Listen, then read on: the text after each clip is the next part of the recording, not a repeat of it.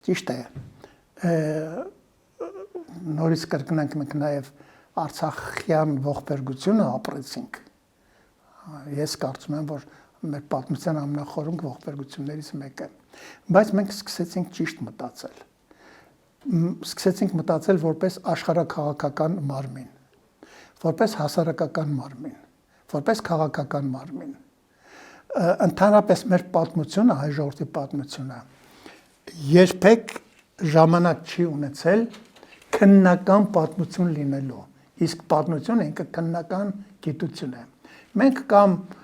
առասպելական պատմության, այսպես ասած, կողմնակից ենք ունեցել մինչև Չամչյանի պատմությունը, կամ կրոնա առասպելական, որի արդյունքը եղել է այն, որ մենք մինչև այսօր չգիտենք, մենք Վասակ Սյունին սուրբ է, թե դավաճան է։